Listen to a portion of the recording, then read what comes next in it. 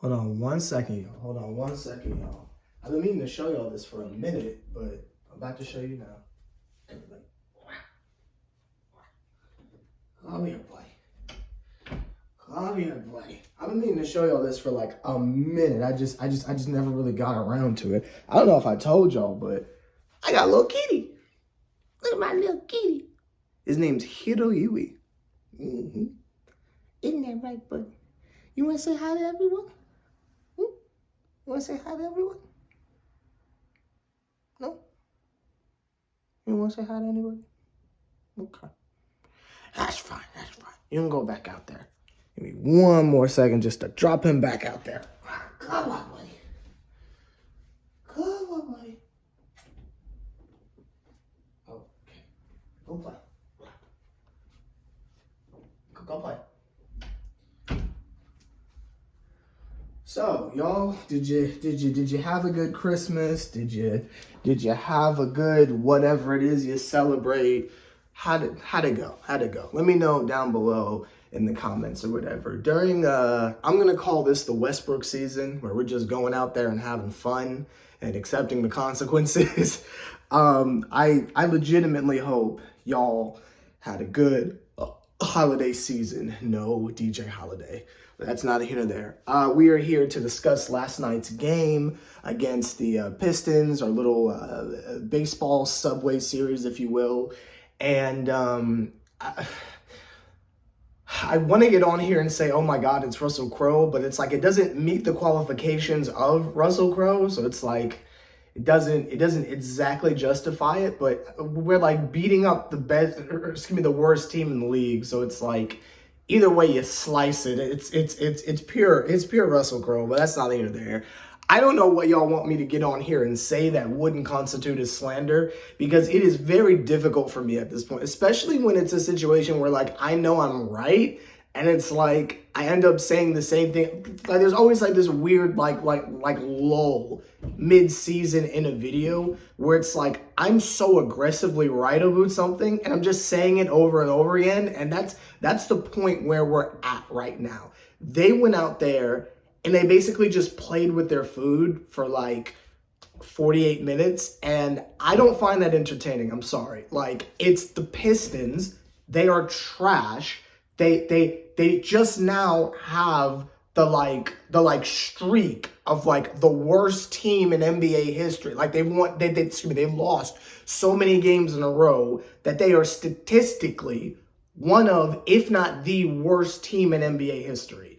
And while I think that's hilarious that Kevin Knox has to eat that, while I think that's hilarious that Alec Burke has to eat that, while I think that's hilarious how Bogdanovich has to eat that, I don't care. It is not canon to me, and y'all know how I am here on Nets Republic. If it's not like drastically interesting, y'all can't make me care. I didn't care about the play-in tournament. I don't care about the All-Star game. I don't care about I do care about the preseason, but I don't care about the Summer League. Like, y'all cannot make me care. When we are beating up on the Pistons, I don't care. I'm sorry. I don't have any juicy analysis. I don't have a way to flip this into a fascinating 30-minute rant. I can just get on here and say the same things that I've been saying for the last week, because honestly, sticking to a narrative is the only thing I can do against a boring game like that. Like, I knew they were going to win.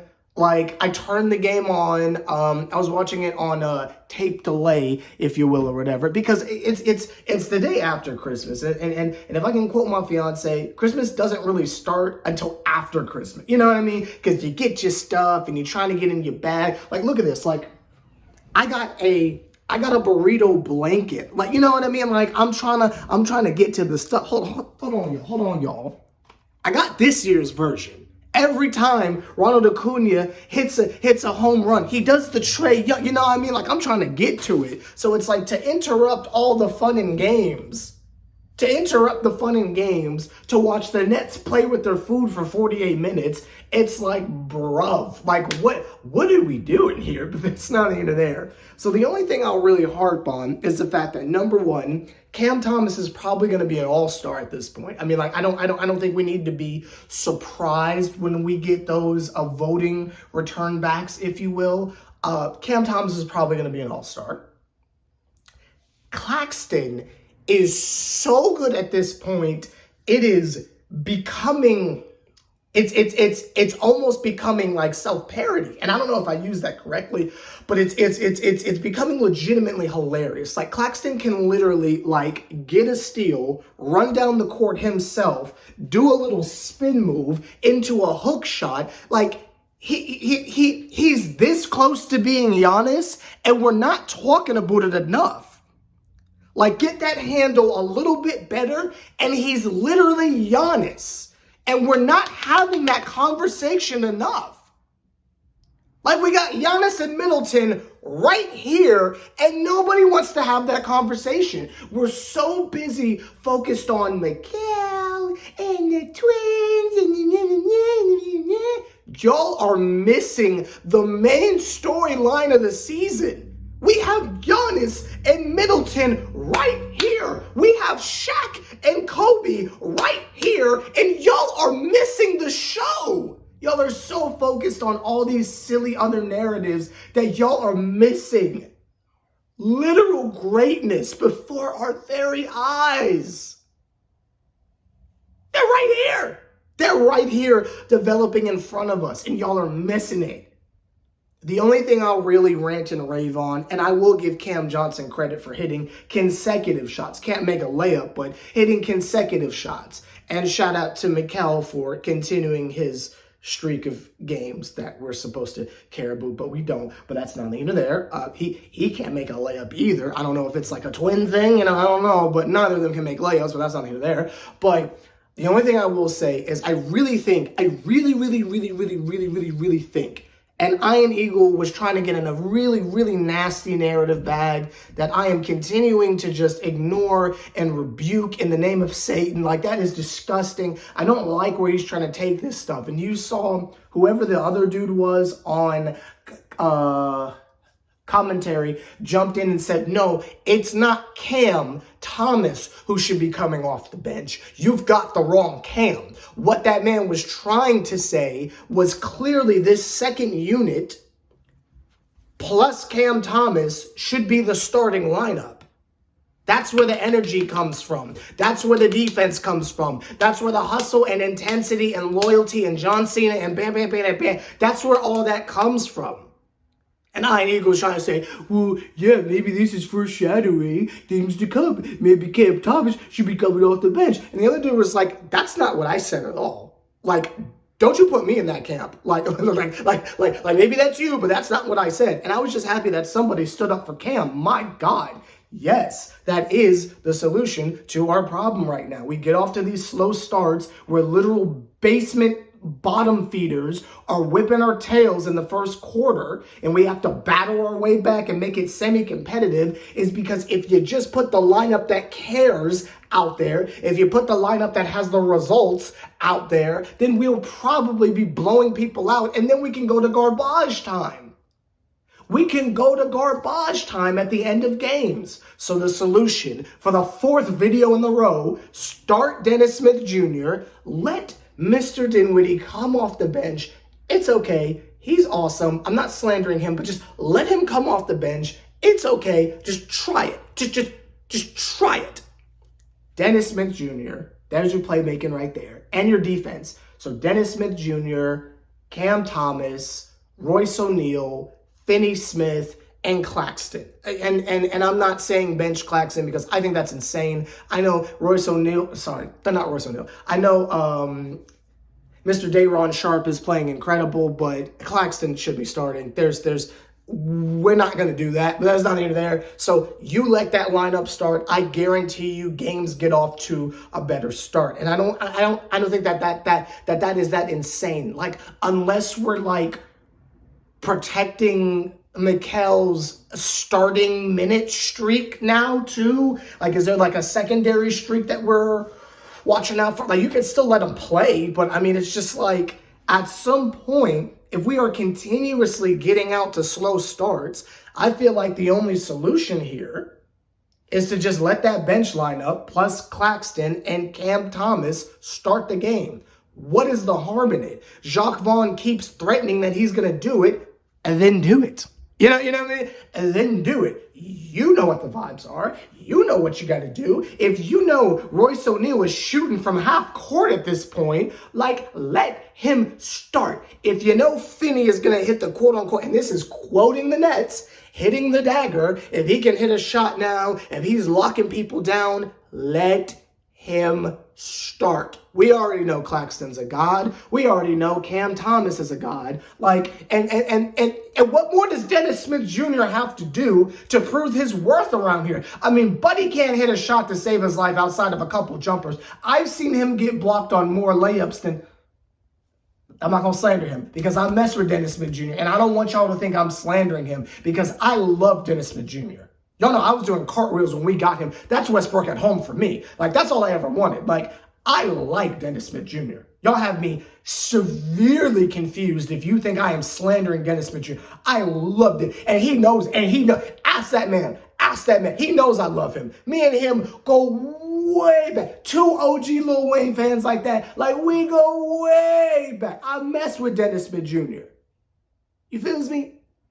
So I'm not slandering him. I'm saying start him. What more does he have to do? He's got the playmaking. He's got the hustle. He's got the defense, the 50-50 balls. He's basically Royce O'Neal, but he's a point guard and he can't shoot. But that's okay. And I just feel like we should just let him play. Let him start. Why not? If that bench punch, if that secondary bench punch is what's getting it done, then let that lineup go out there. And again, it's not even a situation of we have to like try to play the like beaker test tube game of like, oh, is this gonna work? Or what about this chemistry set or this chemistry? Yes, the beaker is a chemistry pun, and I don't think a lot of y'all are getting my jokes, but that's not here or there. Like, we don't have to do the beaker test tube chemistry dance. We ain't got to do any of that because we see it working. We literally see it working before our very eyes. When we look at that secondary unit, it is exactly what I described, minus Claxton. It's literally Dennis Smith Jr., Cam Thomas, Royce O'Neal, Finney Smith, and Day'Ron Sharpe. We know it works. And I cannot even conceivably think of a lineup where adding Claxton to it would not enhance it. Are we all in agreement that Claxton is better than Day'Ron Sharpe? Exactly. So, like, I don't see how that would not work. Just try it. Especially because we're at 500 right now. Like, it's not like we're, like, actively trying to do something right now. Just try it. Just try it. What's the harm? Just try it. And especially with our next game tonight, I believe we play the Milwaukee Bucks, and they're pretty embarrassed from what the Knicks did to them on Christmas or whatever. So it's like, why not? Like, listen, I can't even say no offense because this is capital slander here. But, like, I don't want to turn the game on tonight after I get home from work and I'm, like, exhausted. I don't want to turn on the game and watch Cam Johnson try to guard Giannis for like the first quarter. I don't want to see that. Like, I don't feel like we need to expose ourselves to that kind of torture before we say, hey, put Finney Smith in there. Like, you know what I mean? Like, I don't want to see that, right?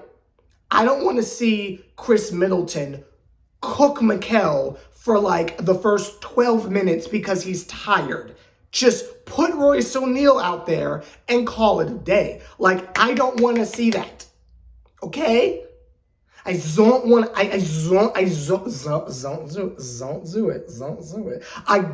see that. Okay? If we can just skip the part, we can just skip that part entirely, I will be happy. Like, I don't want to see Damian Lillard cook up Spencer Dinwiddie for the first quarter. I would rather see Dennis Smith Jr. attempt to get in his way with defense. You know?